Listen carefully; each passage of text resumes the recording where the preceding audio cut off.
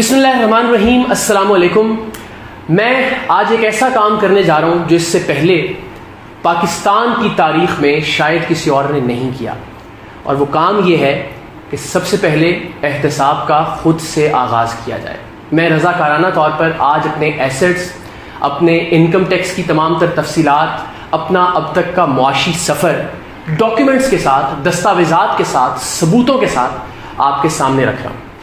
اور ایسا اس لیے کر رہا ہوں کہ ایک تو میں نے وعدہ کیا تھا ٹیم سریام کے رضاکاروں سے، جو کہ اس وقت 16-17 لاکھ کی تعداد میں پاکستان بھر میں اپنے ارد گرد کے لوگوں کی خدمت کر رہے ہیں، کہ میں اپنی یہ ڈیٹیلز آپ سے شیئر کروں گا، اس لیے کہ کسی کو بھی کسی بھی سٹیج پر یہ نہ لگے کہ شاید ٹیم سریام کی جو تحریک ہم نے شروع کی ہے اس سے کسی بھی طرح کا معاشی فائدہ حاصل کرنا مقصد ہے.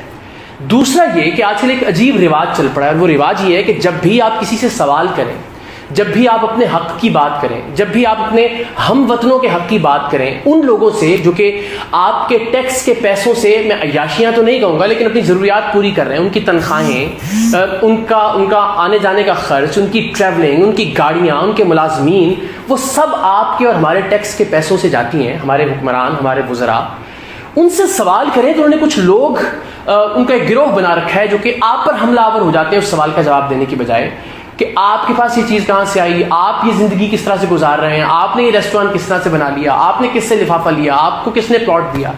تو سوال کا جواب آج تک نہیں ملتا، جو بھی سوال آپ کریں حکمرانوں سے، کسی بھی پارٹی سے.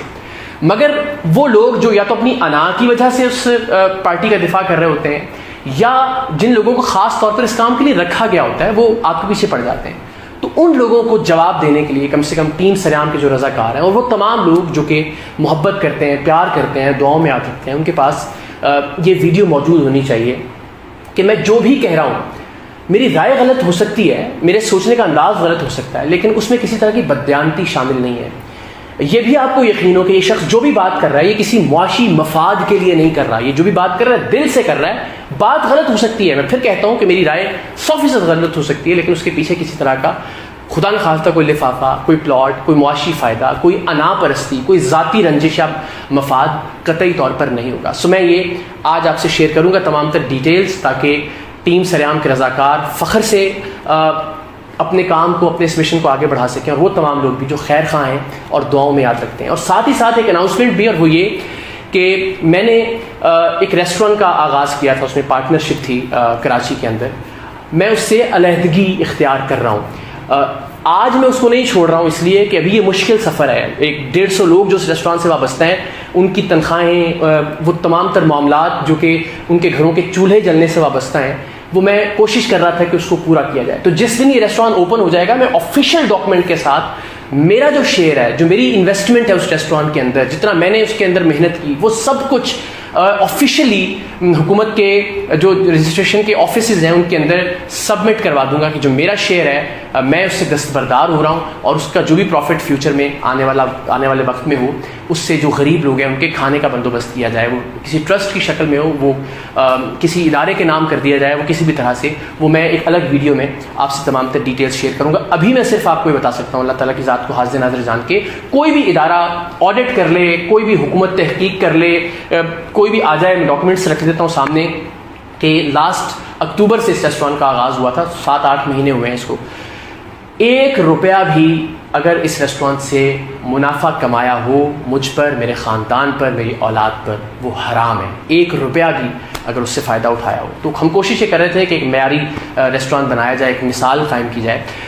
لیکن بہرحال چونکہ اس ریسٹورانٹ کو اب ایک بلیک میلنگ کا ذریعہ بنا لیا گیا، اس پر تنقید کی جاتی ہے. جب بھی آپ کوئی بات کرتے ہیں تو الٹا اس بزنس کو، جو کہ میرا قانونی اور آئینی حق ہے ایک پاکستان کے شہری ہونے کے ناطے، لیکن میں اپنے اس حق سے بھی آج دستبردار ہونے کا اعلان کر رہا ہوں، اس لیے کہ کہیں میں مصلحت کا شکار نہ ہوں، کہیں میرے ذہن میں نہ یہ بات آئے کہ یار میں اس حکومت کے خلاف یا یہ تنقید کروں گا تو الٹیمیٹلی میرے کاروبار پر سوال اٹھایا جائے گا، یا میرے کاروبار کو کس طرح سے ہٹ کیا جائے گا. سو میں یہ کاروبار آج کے بعد جب یہ اوپن ہو جائے گا، تو ابھی جو تنخواہیں ظاہر جاری ہیں وہ سب چیزیں، وہ مدد کے طور پر میں موجود ہوں، لیکن جس دن یہ اوپن ہو جاتا ہے میں اناؤنس کر رہا ہوں کہ میں اس سے آفیشیلی علیحدگی اختیار کر لوں گا. ایک اور چیز جو میں بڑے فخر سے شیئر کرنا چاہتا ہوں وہ یہ کہ الحمدللہ یہ کرونا اور اس کے باعث جو لاک ڈاؤن ہوا، اس کے باوجود کسی بھی ایک شخص کو ریسٹوران میں سے نوکری سے نکالا نہیں گیا الحمدللہ، بلکہ جب کمپلیٹ لاک ڈاؤن تھا تب ہم نے جو کم تنخواہ والے ورکرز تھے ان کو ساتھ راشن بھی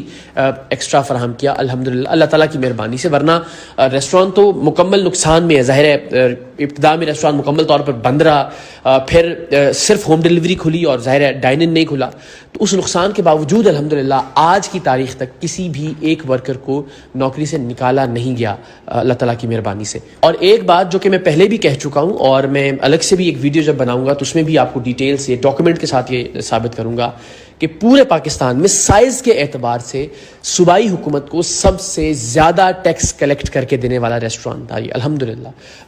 اللہ کرے آگے بھی یہ سلسلہ ایسے جاری رہے، لیکن ظاہر ہے اب چونکہ میری وابستگی نہیں رہے گی اس کے ساتھ، بٹ آئی میک شیور کہ یہ اس کی بنیادیں اسی طرح سے مضبوط رہیں۔ تو اب آ جاتے ہیں ٹیکس کی طرف، اپنے ایسٹس کی طرف، اپنے اب تک کے معاشی سفر کی طرف۔ تو میں نے آپ دیکھ سکیں گے اسکرین پر ساتھ کہ ایک وقت ایسا بھی تھا فرسٹ ایئر میں کہ جب میں اس وقت فرسٹ ایئر میں کالم لکھا کرتا تھا اور چند 100 روپے مجھے اس وقت ملا کرتے تھے۔ پھر ایک ٹائم ایسا بھی آیا کہ جب پی ٹی وی پر میں نے 250 روپے فی بلیٹن پر خبریں بھی پڑھی، لیکن ظاہر ہے وہ پیسوں سے زیادہ مقصد یہ تھا کہ میں اس فیلڈ میں ایکسل کرنا چاہتا تھا۔ ایک وقت یہ بھی تھا 3rd ایئر 4th ایئر میں کہ میں لاہور کے ایک لیڈنگ اسکول میں 1 گھنٹے کی کوچنگ کلاس دیا کرتا تھا ڈبیٹنگ کی، اور 1 گھنٹے کی کلاس کے 13,000 روپے چارج کرتا تھا۔ پھر دبئی میں جو میری پہلی نوکری تھی، اور میں وہ ڈیٹیلز انشاءاللہ میں نے کوشش کی ای میل کے تھرو وہ حاصل کرنے کی، لیکن ظاہر وہ ای میل پر نہیں بینک کی ڈیٹیلز مل سکیں۔ تو جیسے ہی لاک ڈاؤن ختم ہوتا ہے موقع ملا دبئی جانے کا، تو میں کوشش کروں گا بینک میں جا کے خود وہ ڈاکومنٹس حاصل کروں اور آپ سے وہ بھی شیئر کروں کہ میری جو پہلی تنخواہ تھی 2006 میں 9,500 درہم، جو کہ آج کے حساب سے 4.5 لاکھ روپے پاکستانی بنتے ہیں۔ یعنی 2005 میں میری پہلی تنخواہ، وہ جو لوگ پوچھتے ہیں نا کہ یہ پیسے کہاں سے آئے تو آپ کے پاس یہ آپ کا لائف سٹائل کیا ہے، تو اس وقت 4.5 لاکھ روپے آج کے 2005 میں پہلی تنخواہ کے طور پر میں لیتا تھا۔ پک اینڈ ڈراپ اس کے علاوہ تھا، اپارٹمنٹ اس کے علاوہ تھا۔ پچھلے 3 سال میں نے 4.5 کروڑ روپے کے قریب ٹیکس دیا ہے۔ میں انکم ٹیکس کی، ڈائریکٹ ٹیکس کی بات کر رہا ہوں، اس ٹیکس کی بات نہیں کر رہا جو کہ جو ٹریولنگ پر جو ٹکٹ میں لیتا ہوں جہاز کا اس پر بھی ٹیکس دینا پڑتا ہے، جہاں میں جس ہوٹل میں رکتا ہوں وہاں پر بھی ٹیکس دینا پڑتا ہے، جو کھانا ہم کھاتے ہیں اس پر بھی ٹیکس دینا پڑتا ہے، جو گروسری ہم خرید رہے ہیں اس پر بھی ٹیکس دینا پڑتا ہے، بجلی پر، گیس پر، ہر صرف سانس لینے پر ٹیکس نہیں ہے، باقی ہر چیز پر ہم ٹیکس ادا کرتے ہیں۔ میں اس ٹیکس کی بات نہیں کر رہا ہوں، وہ لاکھوں کروڑوں روپے الگ سالانہ۔ 3 سال میں تقریباً 4.5 کروڑ روپے ٹیکس ادا کیا ہے۔ آپ ذرا ڈیٹیل بھی دیکھ سکیں گے اپنے ساتھ ساتھ کہ 2016-17 میں تقریباً 1 کروڑ 45 لاکھ روپے کا ٹیکس ادا کیا۔ اور یہ جو بھی ڈاکومنٹس آپ دیکھ رہے ہیں، ظاہر ہے یہ میں پبلک جب کر رہا ہوں تو یہ کوئی بھی حکومت، کوئی بھی ادارہ، کوئی بھی وزیر کسی بھی طرح سے ویریفائی کر سکتا ہے۔ یہ FBR کے ڈاکومنٹس ہیں اور کسی بھی طرح سے ان کی تصدیق کی جا سکتی ہے، اور اگر کوئی ایسا شخص جو ذمہ دار ہے اور وہ چاہتا ہے کہ میں اس کی ویریفیکیشن کروا دوں تو میں اس کے لیے بھی تیار ہوں۔ تو 2017-18 میں 1 کروڑ 44 لاکھ روپے ٹیکس ادا کیا، اور 2018-19 میں 1 کروڑ 7 لاکھ سم تھنگ یہ ٹیکس ادا کیا، جو کہ آپ اسکرین پر دیکھ سکتے ہیں۔ یہ اب پلیز یہ ایک سوال ایسا مت کیجیے گا اس کے جواب میں کہ یہ اتنے پیسے کہاں سے آئے آپ کے پاس، کیونکہ ظاہر ہے آپ ٹیکس اسی انکم پر ادا کرتے ہیں جو کہ ڈکلیئرڈ انکم ہوتی ہے، جو کہ لیگل انکم ہوتی ہے، جو کہ حق حلال کے پیسے ہوتے ہیں آپ کے، جو کہ آپ نے ریاست کو بتایا ہوتا ہے کہ یہ آمدن کا ذریعہ ہے میرا اور اس پر میں یہ ٹیکس ادا کر رہا ہوں۔ سو یہ تقریباً 4.25 کروڑ 4.5 کروڑ روپے کے قریب مجموعی طور پر ٹیکس بنتا ہے جو پچھلے 3 سال میں نے ادا کیا۔ اور حق حلال کے پیسوں کی بھی بات کریں تو اللہ تعالیٰ کی ذات جانتی ہے کہ بہت سے ایسے مواقع آئے جہاں میں نے اپنے حق حلال کے پیسوں کو بھی صرف اس لیے چھوڑا کہ آپ لوگوں کو ایسا نہ لگے کہ کہیں میں اپنی کریڈیبلٹی کو بیچ رہا ہوں۔ 2012 میں پہلا کمرشل آفر ہوا اور وہ کمرشل 30 لاکھ روپے کا تھا، اور اس وقت 30 لاکھ روپے میرے لیے بہت بڑی رقم تھی۔ میں نے وہ کمرشل نہیں کیا صرف اس لیے کہ آپ لوگ جتنی محبت کرتے ہیں کہیں یہ نہ سوچیں کہ اب دیکھو اس نے جو پیار کمایا ہے، جو کریڈیبلٹی کمائی ہے، اب اس کو بیچ رہا ہے ایک ڈبہ اٹھا کے کہ آپ یہ چیز خریدیں۔ پہلا کمرشل 30 لاکھ روپے کا، اور اس کی ای میل میرے پاس موجود ہے، کوئی ذمہ دار آدمی چاہے گا تو میں دکھا سکتا ہوں۔ 2012 کی ای میل بھی آج بھی موجود ہے اس ٹیلنٹ ایجنسی کی جو مجھے کی گئی تھی، لیکن میں شیئر اس لیے نہیں کر رہا ہوں کہ ظاہر ہے وہ ان کا ایک رائٹ ہے کہ ان کے معاملات کو نہ پبلک کیا جائے۔ اور آخری جو آفر تھی 25 ملین کی، 2.5 کروڑ روپے ایک ڈیجیٹل کیمپین کے آفر ہوئے ایک دودھ بنانے والی کمپنی کی جانب سے. وہ بھی نہیں کیا صرف اس لیے کہ آپ کو یہ نہ لگے. ایسا نہیں کہ میں کوئی بہت ارب پتی خاندان سے تعلق رکھتا تھا. اتنا سارا ٹیکس دینے کے باوجود میں آج بھی کرائے کے گھر پر رہ رہا ہوں. وہ کرائے کی ڈیٹیلز آپ کرائے نامے کی دیکھ بھی سکتے ہیں، اور اگر کسی کو شک ہو تو پچھلے 5-7 سال کا یہاں درخشاں کراچی کا جو تھانہ ہے وہاں پہ کرائے نامے کی جو رجسٹریشن ہے اس سے بھی ویریفائی کر سکتا ہے کہ میں پچھلے بہت سارے برسوں سے کرائے کے گھر میں رہ رہا ہوں. اور اس وقت آج کی اگر میں بات کروں تو میں اپنا گھر بنانے کی استطاعت نہیں رکھتا، نہ ہی میرے پاس اتنے پیسے کہ میں اپنا گھر شروع کر سکوں بنانا. ایک پلاٹ ہے، ان سارے برسوں میں اتنے سارے پیسے کمانے کے باوجود ایک پلاٹ کے علاوہ 2 گاڑیاں ہیں. ایک گاڑی جو 2013 میں، اس کی ڈاکومنٹس بھی آپ دیکھ رہے ہیں، 2013 میں دبئی اسلامک بینک سے قسطوں پر خریدی تھی، وہ گاڑی موجود ہے. ایک گاڑی دفتر کی طرف سے دی گئی ہے، اور بیگم کے پاس 2012 ماڈل کی ایک کار ہے. اس کے علاوہ کوئی اور قابل ذکر اثاثہ نہیں ہے.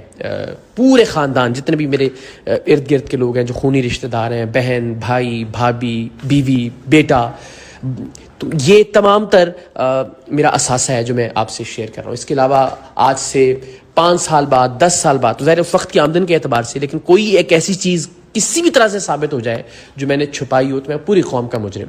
اب یہ سوال یہ بھی ذہن میں آئے گا کہ اگر آپ اتنے پیسے کما رہے ہیں اور اتنا ٹیکس دے رہے ہیں تو پھر آپ یہ کیوں کہہ رہے ہیں کہ آپ کا اپنا گھر نہیں ہے یا آپ کے پاس بہت سارے ایسٹس نہیں ہیں. وہ اس لیے کہ میرا یہ یقین ہے اور ایمان ہے کہ اللہ تعالیٰ نے مجھے جو بھی رزق دیا وہ میری اوقات سے، میری بساط سے زیادہ ہے، سو اسے مجھے اللہ کی مخلوق سے شیئر کرنا ہے.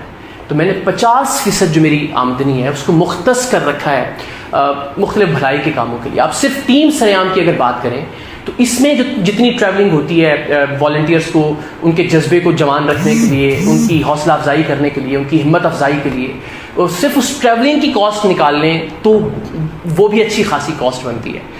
ہم جو ایونٹس کرتے ہیں اس میں بھی 70% سے زائد اخراجات میں اپنی جیب سے ادا کرتا ہوں. ابھی ریسنٹلی ہم نے لاک ڈاؤن کے اندر الحمدللہ کوئی 3 لاکھ لوگوں کو کھانا کھلایا. وہ ریسٹورانٹ میں نے جس طرح کہا کہ اس کی آمدنی سے نہیں کھلایا، اللہ تعالیٰ نے جو رزق دیا اس سے وسیلہ بنا ان لوگوں کو کھانا کھلانے کا. تو کوشش یہ کی کہ اپنے ارد گرد کے لوگوں کے لیے آسانی پیدا کریں، ریاست کا جو حق ہے، جو ٹیکس ہے وہ ادا کیا جائے، اور اپنی زندگی میں بھی جو الحمدللہ ایک بہتر زندگی، اپنے بچے کو ایک بہتر فیوچر، ایک اچھے اسکول کے اندر. لیکن اتنا ٹیکس دینے کے باوجود بھی آپ سوچئے کہ آپ کو سیکیورٹی گارڈ اپنی تنخواہ سے رکھنا پڑے، آپ اپنے بچے کو پرائیویٹ اسکول میں بھیجیں جہاں لاکھوں روپے سالانہ فیس آپ کو ادا کرنی پڑے، آپ بجلی کے بغیر زندگی گزارنے پر مجبور ہوں، آپ کو جنریٹر کے ذریعے گزارا کرنا پڑے، اور پھر آپ تنقید بھی نہ کر سکیں کسی حکمران پر، کسی بھی پولیٹیکل پارٹی کی حکومت پر، چاہے وہ صوبائی حکومت ہے چاہے فیڈرل گورنمنٹ ہے. جس پر بھی تنقید کریں آپ کو آگے سے گالیاں ملیں اور آپ پر سوال کرنا شروع کر دیا جائے. سو آج جتنی بھی ڈیٹیلز میں آپ سے شیئر کر رہا ہوں یہ صرف اس لیے کہ میں اپنی رائے کے حق کے اظہار کو لوز نہیں کرنا چاہ رہا. میں نے اپنے اس حق کو سرنڈر کر دیا آپ کے سامنے کہ میں بزنس نہیں کر رہا، میں بزنس سے الگ ہو رہا ہوں.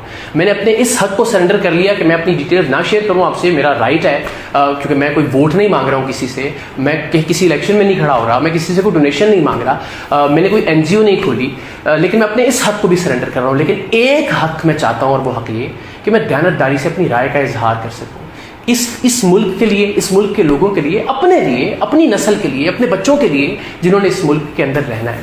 اور اگر یہ کوئی تصور کر لے کہ چونکہ میں ایک پولیٹیکل گورنمنٹ پر کر رہا ہوں اور پھر آگے سے جواب یہ آنا شروع ہو جاتا ہے کہ جناب آپ، یعنی اس جواب سے تاثر ملتا ہے کہ جیسے میں جمہوریت مخالف ہوں، تو قطعی طور پر نہیں. جمہوریت پر جب بھی زد پڑے گی، میں بار بار کہہ چکا ہوں، بے شمار ٹویٹس موجود ہیں کہ میں گولیاں کھانے والوں میں سب سے پہلی صف میں آپ کو لگوں گا. کوئی ایسی صورتحال اگر پیدا ہوتی نظر آئی کبھی زندگی میں تو اگین کبھی ضیاء الحق صاحب کی اور بھٹو صاحب کی بات ہو تو میرا احترام، میرا سلام ہمیشہ بھٹو صاحب کے لیے ہوگا. اس سے آپ میرے نظریات کا اندازہ لگا سکتے ہیں.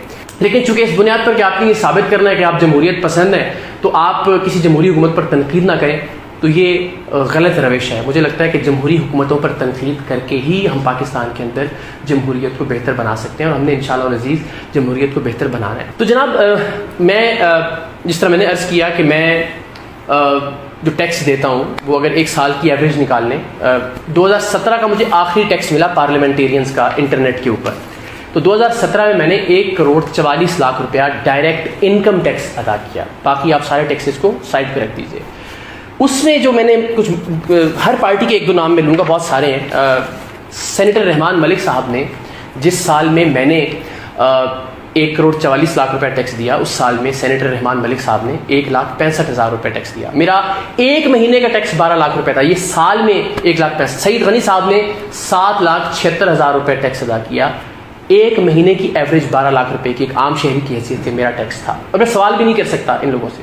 سردار ایاز صادق صاحب سردار ہیں ماشاء اللہ, آپ جانتے ہیں ان سب لوگوں کا گھومنے پھرنے کا انداز, ان کی گاڑیاں, ان کے گھر, ان کے دسترخوان, ان کے آگے پیچھے جو لوگ ہوتے ہیں, آپ اور ہم سب اچھی طرح جانتے ہیں کہ الیکشن پہ کتنے پیسے خرچ ہوتے ہیں.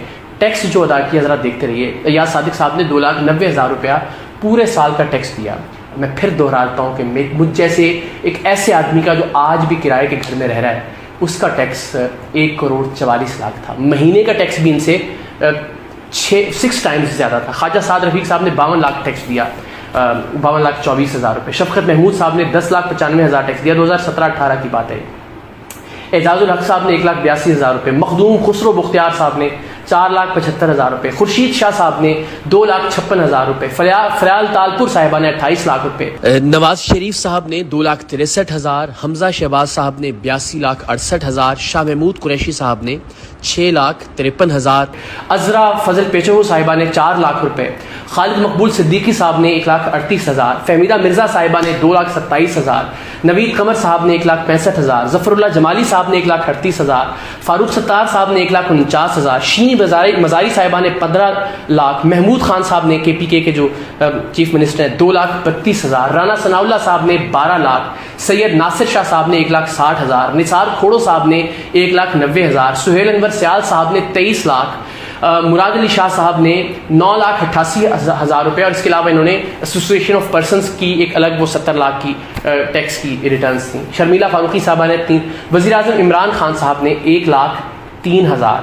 سابق وزیر اعظم شاہد خاقان عباسی صاحب نے 23,86,000. مونس الہی صاحب نے 57,73,000 روپے ٹیکس ادا کیا.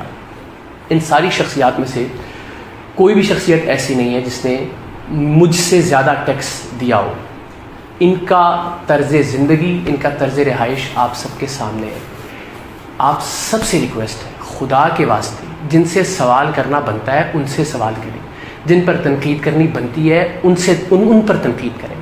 یہ جو لوگ پریس کانفرنسز میں ایک دوسرے کو گالیاں دے رہے ہوتے ہیں, الجھا رہے ہوتے ہیں تمام تر معاملات کو, جو اصل ایشو ہے اس ایشو سے ہٹانے کی کوشش کر رہے ہوتے ہیں, ان کے تن پر جو کپڑے ہیں وہ بھی آپ کے اور میرے ٹیکس کے پیسوں سے ہیں.